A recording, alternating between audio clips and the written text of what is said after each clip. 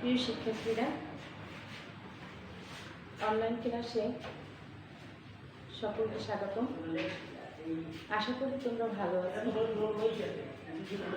আজ আমরা নবম শ্রেণীর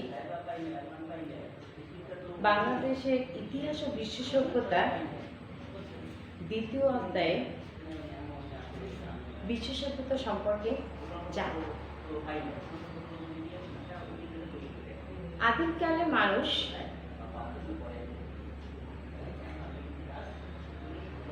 স্থায়ীভাবে কোথাও বসবাস করত না। দলবদ্ধভাবে তারা বনে ঘুরে বেড়াতো এবং বনের ফলমূল খেয়ে জীবনযাপন করত। এরপরে তারা পাথর ঘুষে ঘুষে অস্ত্র বানাতে শিখে এবং হাতিয়ার বানাতে শিখে। আর হাতিয়ারের সাহায্যে মানুষ কি করতো? বনের পশু পাখি শিকার করে খেত এবং জীবনযাপন করত। এরপর থেকে মানুষ আস্তে আস্তে আগুনের ব্যবহার শিখে। তখন তারা স্থায়ীভাবে কোথাও বসবাস করত না, দলবদ্ধভাবে যেখানে যেত সেখানে দলবদ্ধভাবে ঘুরে বেড়াত এবং ওই গাছের ফলমূল খেয়ে জীবনযাপন করত, পশু পাখি শিকার করে জীবনযাপন করত। কিন্তু যখন মানুষ কৃষিকাজ শিখে এই কৃষির প্রয়োজনে মানুষ কি করত? দলবদ্ধভাবে স্থায়ীভাবে বসবাস করতে শুরু করে। সেই স্থায়ীভাবে বসবাস করতে শুরু করা থেকেই মানুষের সভ্যতা সৃষ্টি।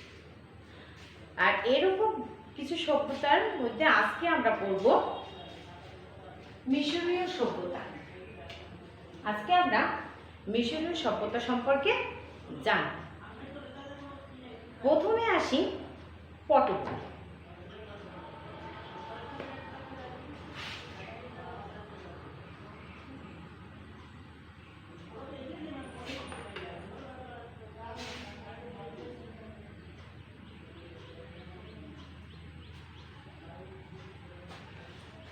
পটভূমি কি আছে?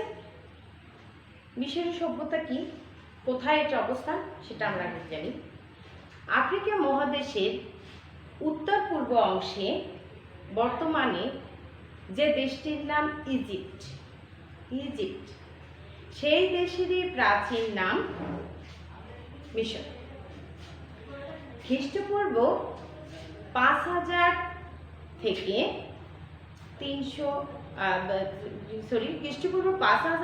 3200 অব্দ পর্যন্ত নীল নদের অববাহিকায় একটি সমৃদ্ধ জনপদের উদ্ভব হয়।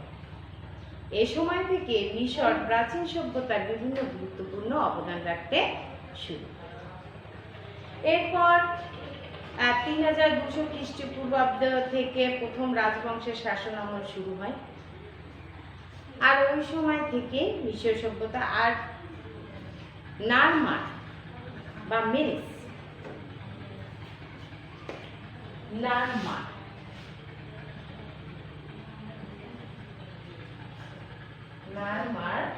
বা এই মেনেস,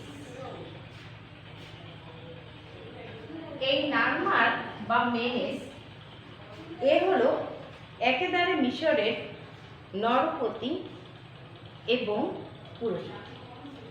তিনি এই নারমার বা মেনেস এই প্রথম ফারাওয়ের মর্যাদা লাভ করে। আর এরপর থেকেই এই ফারাওদের অধীনেই মিশরের সভ্যতা একের পর এক উল্লেখযোগ্য অবদান রাখতে সক্ষম। আমরা তাহলে কি পেলাম?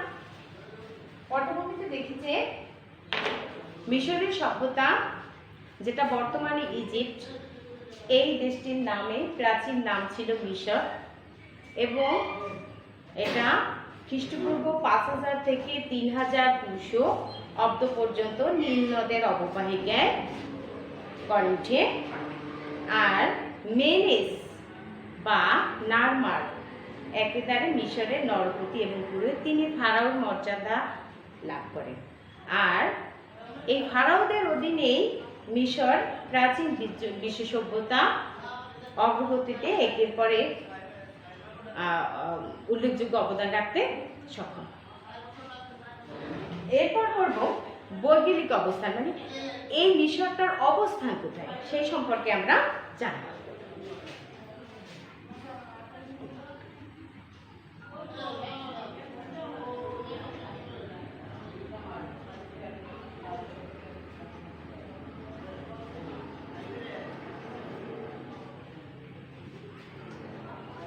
ভৌগোলিক অবস্থান, এই মিশরের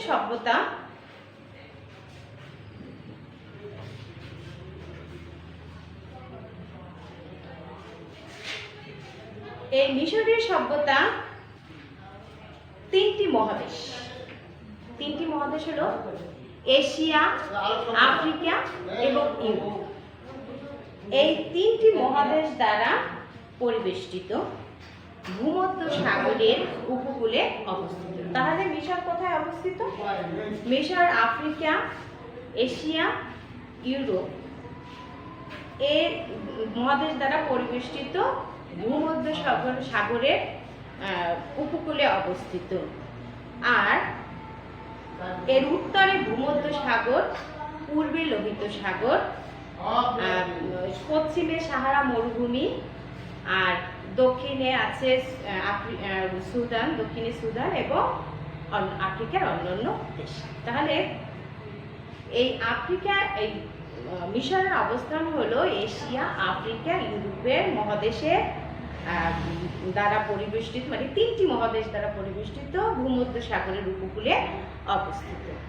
আর এর উত্তরে আছে ভূমধ্য সাগর, পূর্বে লোহিত সাগর, পশ্চিমে সাহারা মরুভূমি, দক্ষিণে সুদান এবং আফ্রিকার অন্যান্য দেশ। আর এর আয়তন হলো 4 লক্ষ বর্গ, প্রায় 4 লক্ষ বর্গ মাইল, প্রায় 4 লক্ষ বর্গ মাইল। তাহলে আফ্রিকার আয়তন হলো মিশরের আয়তন হলো 4 লক্ষ বর্গ মাইল। আমরা মিশরের পটভূমি দেখলাম, অবস্থান দেখলাম, এরপরে এর সময়কাল।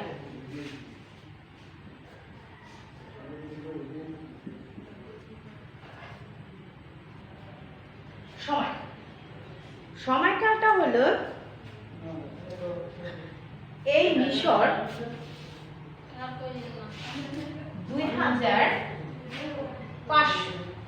2500 বছরেরও বেশি সময়কাল, মানে সময়ব্যাপী স্থায়ী হয়েছিল। মিশরের গোড়াপত্তন হয় মেনেসের নেতৃত্বে, যা প্রায় 3000 বছর ধরে সমমহিমায় উজ্জ্বল ছিল। তাহলে এই মিশর সভ্যতা 2500 বছরেরও বেশি স্থায়ী ছিল, এবং মেনেসের নেতৃত্বে যে সভ্যতাটার গোড়াপত্তন হয় সেটা একেবারে প্রায় 3000 বছর ব্যাপী সময়ব্যাপী আর কি সমমহিমায় উজ্জ্বল ছিল।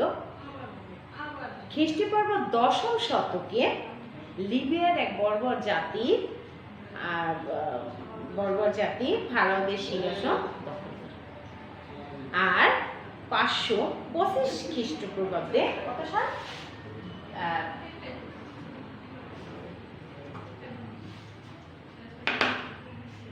525 খ্রিস্টপূর্বাব্দে পারস্য এই মিশর দখল করে নিলে প্রাচীন মিশরের সূর্য অস্তমিত হয়।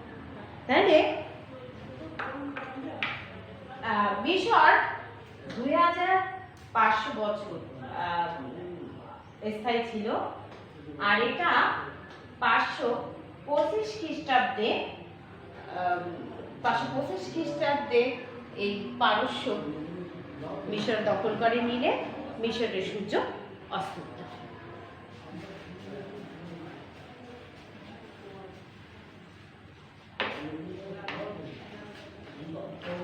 এরপর মিশরের রাষ্ট্র ও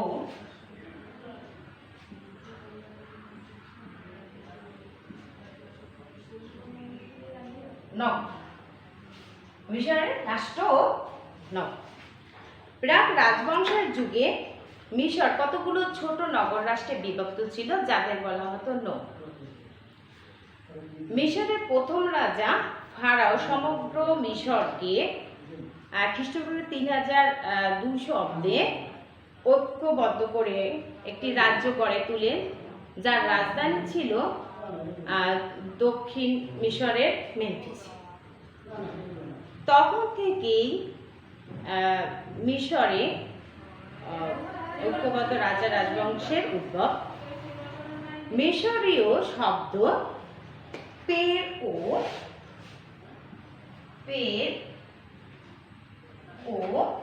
থেকে এই ফারাও শব্দের উৎপত্তি।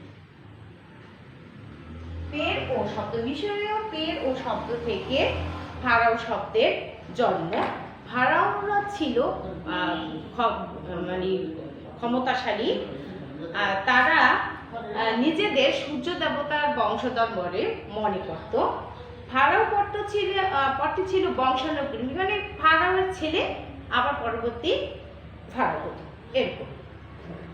পেশার উপর ভিত্তি করে মিশরে কয়েকটি শ্রেণীতে ভাগ করা ছিল, যেমন রাজ পরিবার, পুরোহিত, অভিজাত, শিল্পী, লিপিকার, ব্যবসায়ী, কৃষক এবং অন্যান্য আছে, ভূমিদাস যে ছিল। আর মিশরের অর্থনীতি মূলত ছিল কৃষি নির্ভর। মিশরের উল্লেখযোগ্য শস্য ছিল গম, যব, তুলা, পেঁয়াজ, পিচফল ইত্যাদি। ব্যবসা বাণিজ্য মিশররা ছিল অগ্রগামী। তারা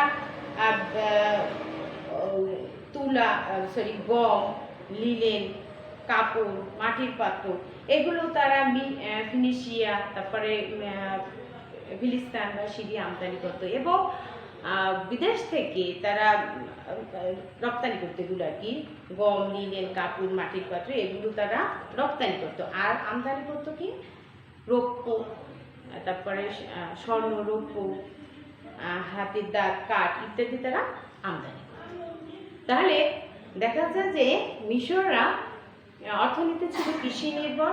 এরা গম, তারপরে যব, তুলা এগুলো তারা শস্য ফলাতো এবং তারা ব্যবসা বাণিজ্য অগ্রগামী ছিল। তারা বিভিন্ন দেশে এই গম, লিনেন, কাপড়, তারপরে মাটির পাত্র এগুলো তারা রপ্তানি করতো এবং আমদানি করতো কি স্বর্ণ, রৌপ্য, হাতির দাঁত, কাঠ এগুলো। এরপর আমরা মিশরের সাথে নীল নদের একটা কথা, নীল নদ আমরা পেয়েছি। এই যে নীল নদ এর উৎপত্তি আফ্রিকার লেক ভিক্টোরিয়া থেকে। সেখান থেকে নদীটি নানা দেশ দিয়ে মিশরের মধ্য দিয়ে ভূমধ্যসাগরে এসে পড়েছে। আর ইতিহাসের জনক হেরোডোটাস যথার্থই বলেছেন যে নীল নদ হলো মিশরের দান। কারণ কি, এই নীল নদ না থাকলে এই মিশর মরুভূমিতে পরিণত হতো। এজন্য এই দেখা যায় যে নীল নদ প্রতিবারে বন্যা বা যে বন্যার পানিতে পানির সাথে পলিমাটি এসে ওই মিশরের জমিগুলো উর্বর হতো, ফলে তারা প্রচুর পরিমাণে ফসল ফলাত। এখন আমরা মিশর সভ্যতায় মিশরীয়দের অবদানগুলো জানব। এতক্ষণ তো আমরা জানলাম মিশরের অবস্থান, মিশরের নগর, মিশরের ফারাও, এই কথা জানলাম, নীল নদের কথা জানলাম। এখন আমরা জানবো মিশরের অবদান। এই সভ্যতায় মিশরেরা কি কি অবদান রেখে গেছে। তাহলে মিশরের অবদান মিশরের অবদান অস্বীকার করার উপায় নেই। তারা চিন্তা, শিল্প, ভাস্কর্য, তারপর লিখন পদ্ধতি, কাগজের আবিষ্কার, জ্ঞান বিজ্ঞানে তার বিভিন্ন ক্ষেত্রেই তারা অবদান রেখে গেছে। তাহলে আর তাদের জীবন ধর্মীয় চিন্তা ও বিশ্বাস দ্বারা প্রবাহিত ছিল। তাহলে মিশরীয়দের ধর্মবিশ্বাস এর মধ্যে একটা ধর্মবিশ্বাস। মিশরীয়রা মতো অন্য কোনো জাতি জীবনের সকল ক্ষেত্রে এতটা ধর্মীয় নিয়মকানুন অনুশাসন দ্বারা প্রবাহিত ছিল না অন্য কোনো জাতি। আর মিশরীয়রা বিভিন্ন মূর্তি পূজা করত, জড়বস্তু পূজা করত, এবং তারা বেশি যে সূর্য দেবতা, যে রে বা অমল রে, এর পূজা করতো। আরও প্রাকৃতিক শক্তি, খাদ্য, শস্য, নীল নদের দেবতা ওসিরিস। তাহলে মিশরীয়রা মনে করতো এই রে বা অমল রে বা এই ওসিরিস একইভাবে মিলিতভাবে এই পৃথিবী পরিচালনা করে। তাহলে তারা বেশি রে এর গুরুত্ব দিত, সূর্য দেবতা রে এর গুরুত্ব দিত। আর মিশরীয়রা মনে করত মৃত মানুষ যদি আর কি মারা যায়, এই মানুষ আবার জন্ম হবে এবং তারা আবার তারা বেঁচে উঠবে এবং আবার একদিন আর কি বেঁচে উঠবে মিশরীয়রা। এই জন্য তারা কি করতো, এই মৃত দেহ পচন যাতে না হয় এই জন্য তারা মমি তৈরি করেছিল। মমি আর কি জানতো, মমি রক্ষার জন্য তারা ওই মৃতদেহকে মমি করে রাখতো। আর এই মমিকে রক্ষার জন্য তারা কি করতো, পিরামিড তৈরি করতো। এরপরে শিল্প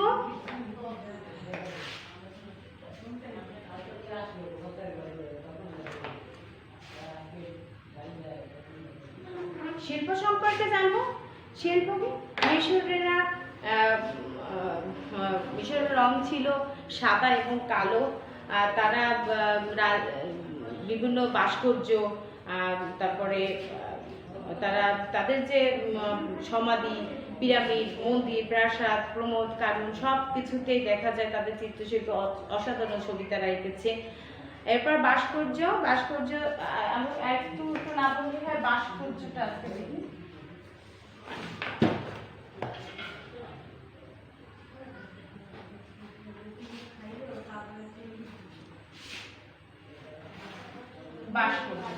ভাস্কর্য হলো মিশরের ভাস্কর্যের মধ্যে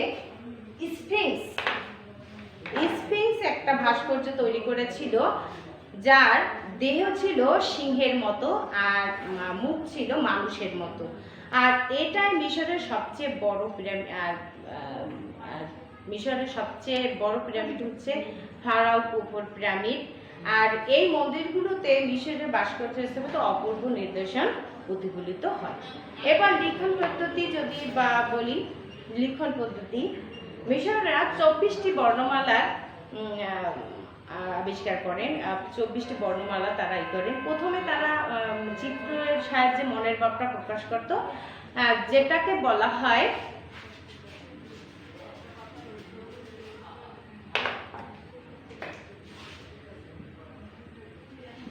হায়ারোগ্লিফিক।